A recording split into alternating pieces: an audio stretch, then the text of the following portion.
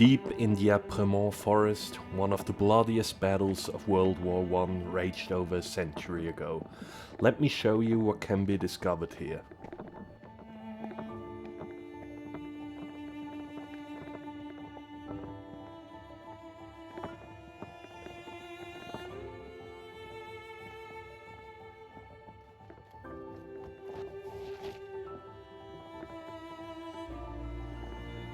Welcome to my very first historical exploration. I'm starting this channel to uncover the forgotten battlefields and the hidden stories of our past. Today our journey takes us to the Apremont Forest, to the notorious Saint-Mihiel salient, a place that made history but is almost forgotten today.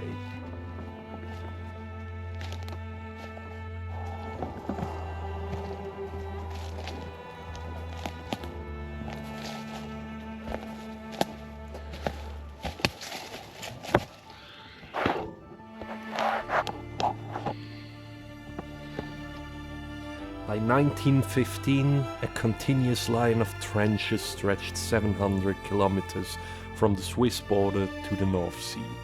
Each sector told its own story of horror.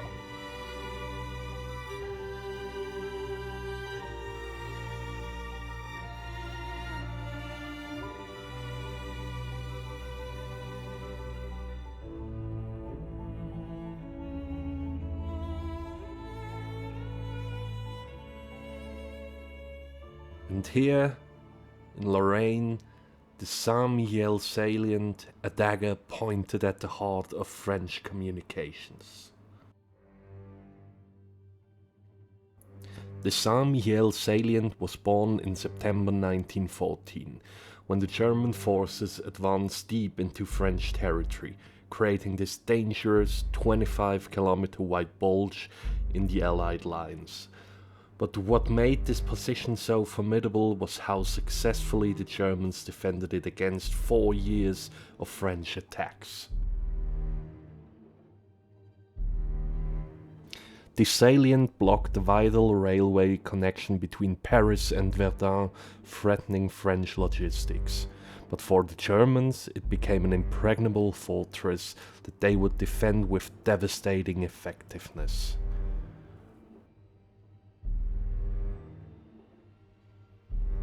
The Germans created multiple defense lines, sometimes up to 5 tiers of fire positions. They excavated cave-like shelters on the southern slopes, supplied by narrow-gauge railways, and turned every hill and wood into a killing ground. From here, German artillery controlled French supply lines.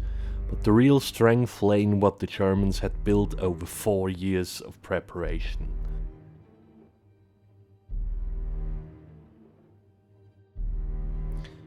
The Apremont Forest that we're going to explore became a fortress unlike anything seen before in warfare, as visible here. The Germans constructed multiple defensive lines through these woods. The first line, Hindenburgstellung, ran along the forest's edge. Behind it, the Siegfried line cut through the heart of the forest.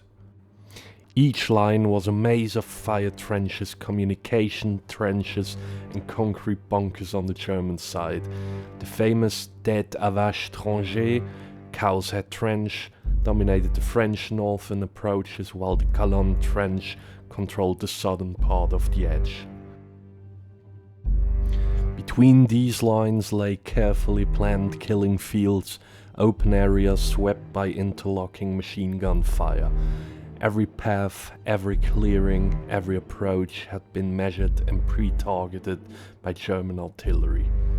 French attempts to reduce the salient were repeatedly smashed.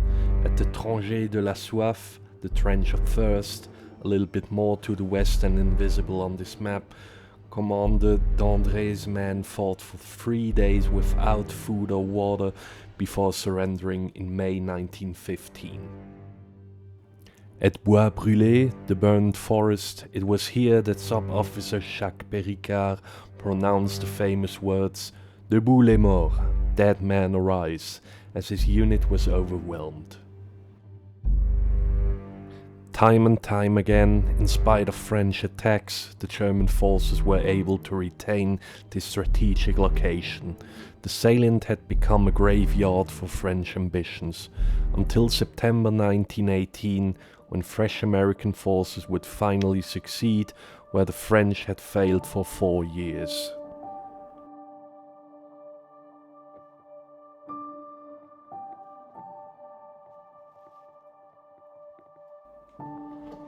Walking through the Apremont Forest today, it's really hard to imagine that this peaceful woodland was once an impregnable German fortress.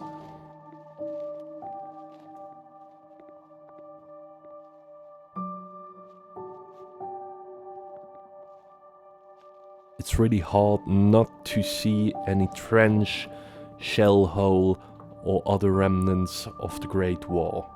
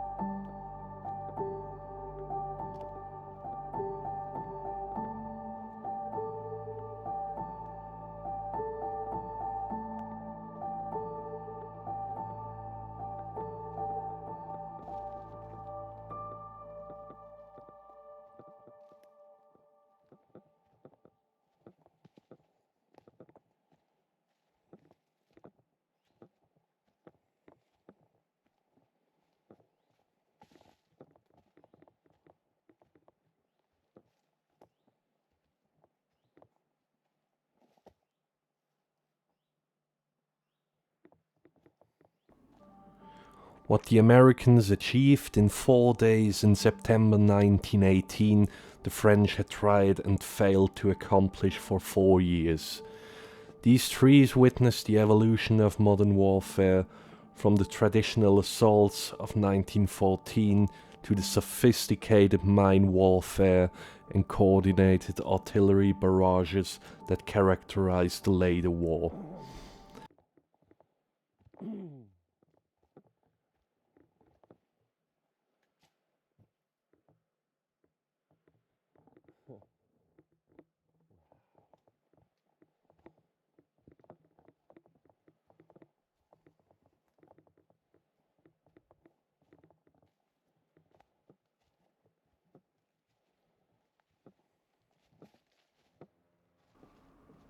On September 12, 1918, at 1 a.m., the most devastating artillery barrage in American military history began.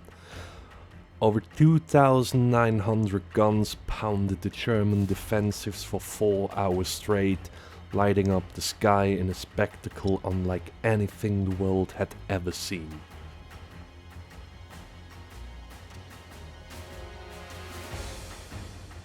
Corporal Eugene Kennedy of the 78th Division wrote in his diary, "In one instant, the entire front, as far as the eye could reach, in either direction was a sheet of flame, while the heavy artillery made the earth quake.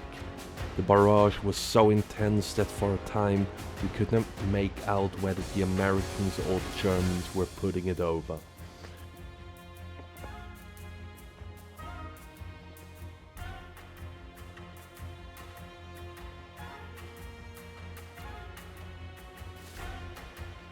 At 5 a.m., whistles blew along the entire front.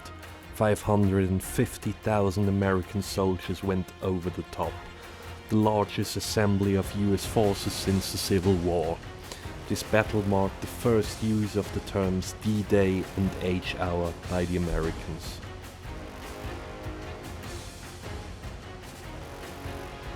The artillery had done its work. Private Clifford Hubbard, wrote that the entire sky was lit up with shells and the artillery barrage completely drowned out his voice. When his unit went over the top at 5 AM, his unit started and did not stop for 3 days.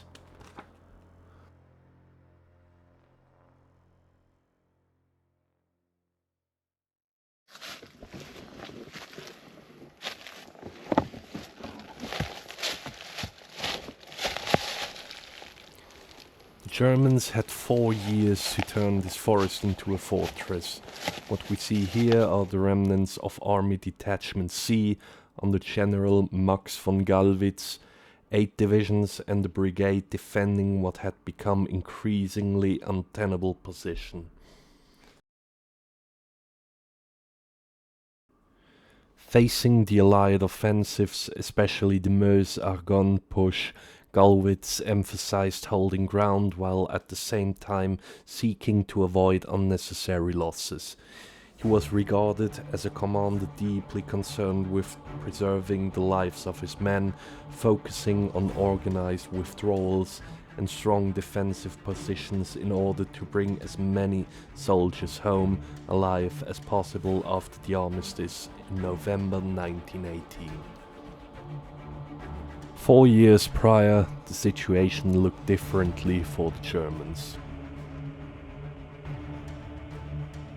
The companies of the 3rd Battalion advanced rapidly. They came under sporadic fire, but there was no serious resistance. Shells, now coming from the western bank of the Meuse, landed behind the lines of riflemen. Soon the height was reached.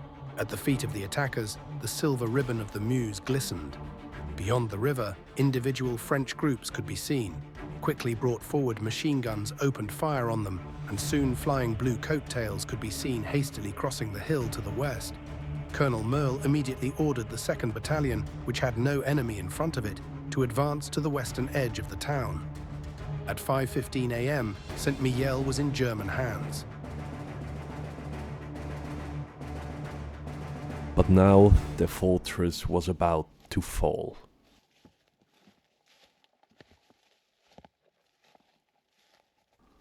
By September 1918, German morale was cracking. One intelligence report noted soldiers asking about the best way to get taken prisoner without any risk. For many, capture seemed preferable to death in a lost cause.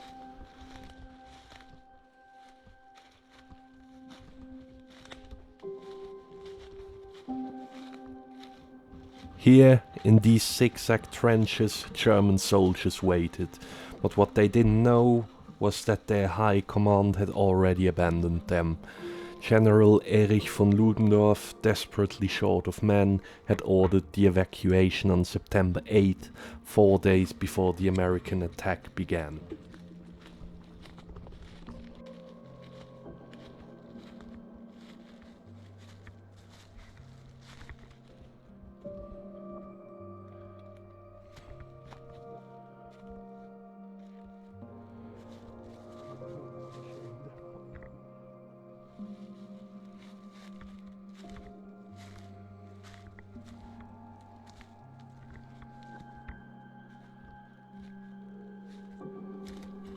It's always pretty impressive if you look at these concrete bunkers or concrete trenches. They are often beautifully built, sometimes with inscriptions as seen on this bunker here. Sometimes you see iron crosses or depictions of flags from certain areas where the soldiers came from. There's always something to discover in these woods.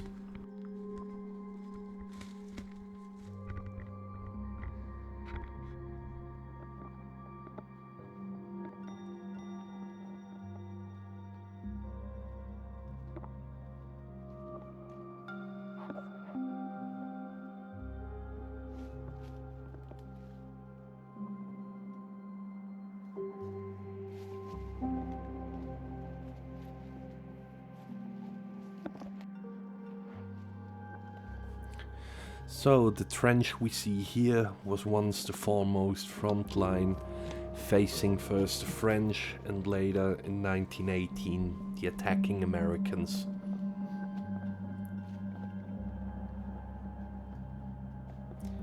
Here we have a little glimpse into what was once no man's land, now a beautiful, vivid green forest. More than 100 years ago, it would have looked like total destruction here.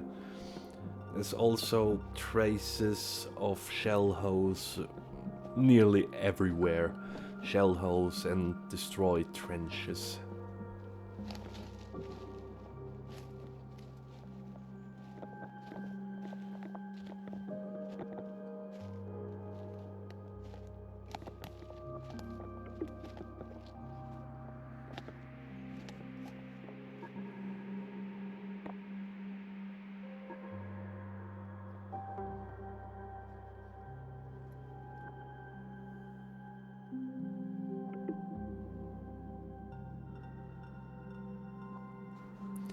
The Americans were about to assault positions the Germans were already abandoning. As one American noted, when prisoners were captured, they shook hands with each other, laughed, and seemed to be most pleased that they had been captured.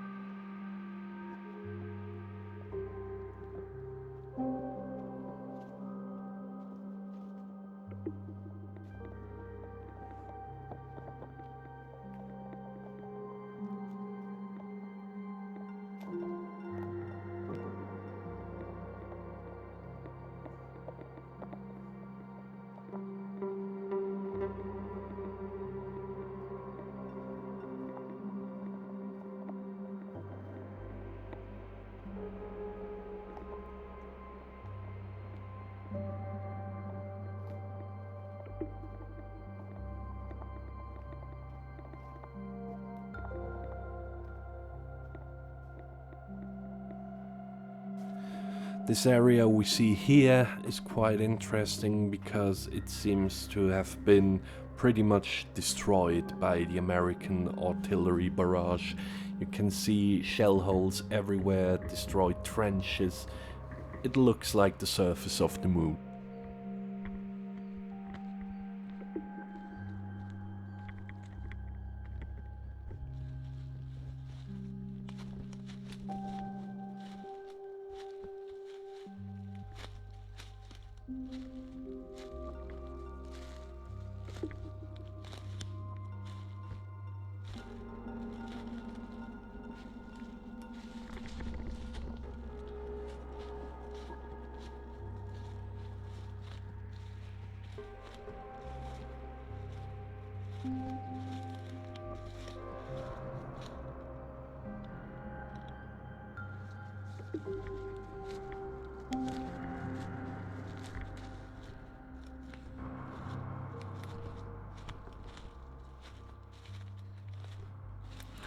Now we're entering the western part of the German front line. You can clearly see the main trench as well as sometimes the communication trenches.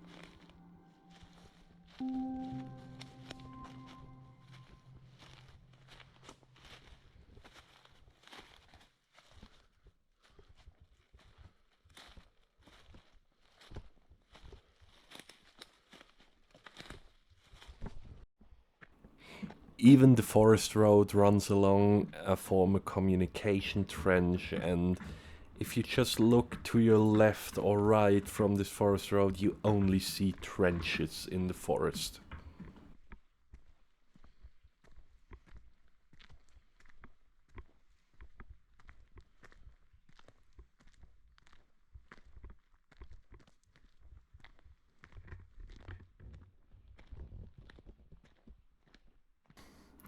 This battle marked several firsts in military history. Lieutenant Colonel George S. Patton led America's first tank attack. 144 French-built Renault FT light tanks of the 344th and the 345th Tank Battalions. Unlike other officers who commanded from the rear, Patton led his men from the front line. Above the battlefield, Brigadier General Billy Mitchell commanded the largest air operation of the war. 1,481 aircraft providing air superiority. American ace Eddie Rickenbacker wrote about hunting German artillery, "I fired probably 20 or 25 shots before the gun jammed," as he attacked German 155mm guns retreating with their horse teams. The attack was so successful it surprised even General Pershing himself. By September 13th, lead units had already achieved their week-long objectives. On the first day alone, a historic meeting took place between two young officers who would later become famous in World War II. George Patton and Douglas MacArthur encountered each other on the battlefield.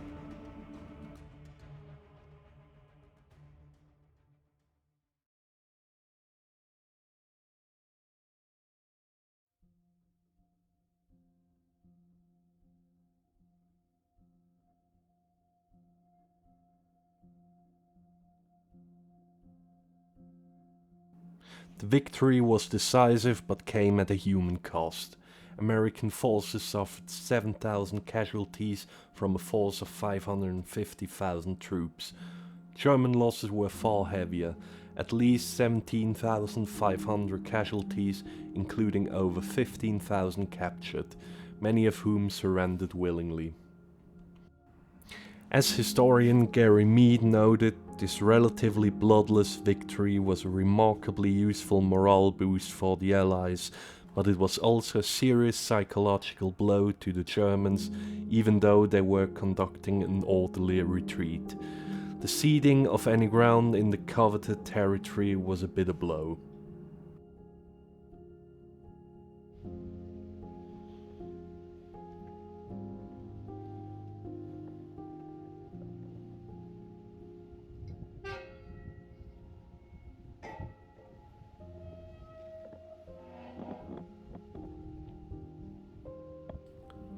The German military cemetery nearby reminds us that this battle claimed lives on both sides. Here lie soldiers of Army Detachment C who fought under impossible circumstances.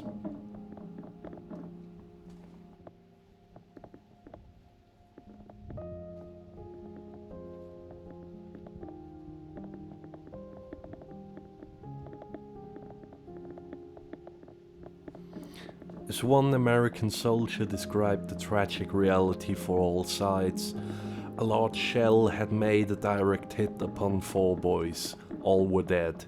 Limbs were mangled, bodies were torn. Death, it seemed, made no distinction between nationalities.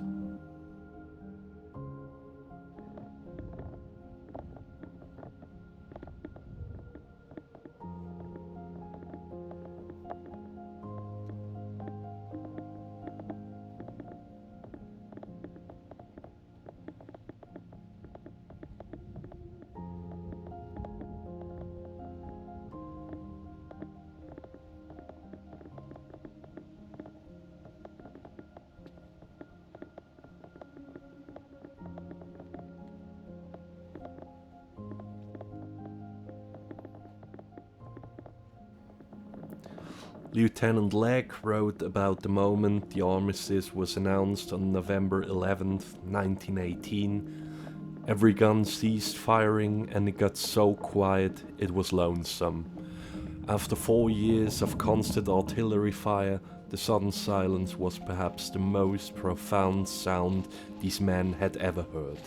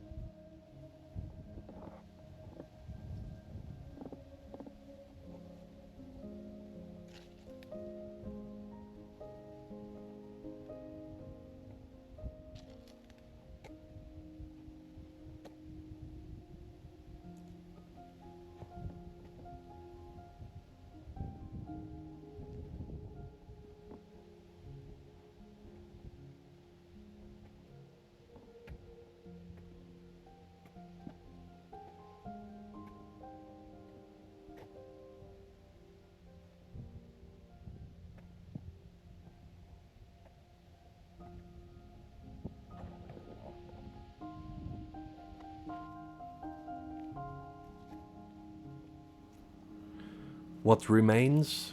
Corporal Amos Walder captured a German gunner and took his belt, revolver and dagger as souvenirs, writing, "I was pretty well weighted down and my hip bones were sore, but I still carried them. The human desire to remember, to take something tangible from such monumental events, remains as strong today as it was then."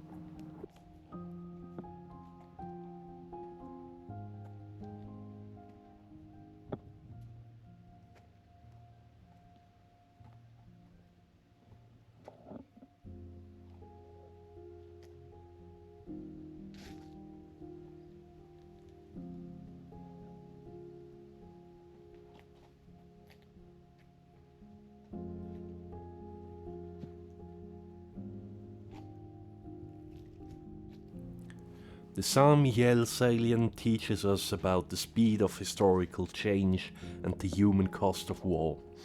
4 years of German fortification ended in 4 days by American determination.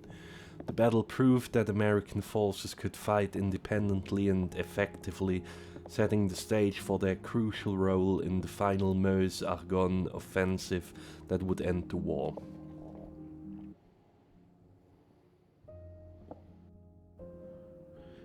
If this journey into the past has moved you, please support this new channel with a thumbs up and a subscription. Your suggestions for future historical explorations are welcome in the comments below. This is just the beginning of our journey through history's forgotten places.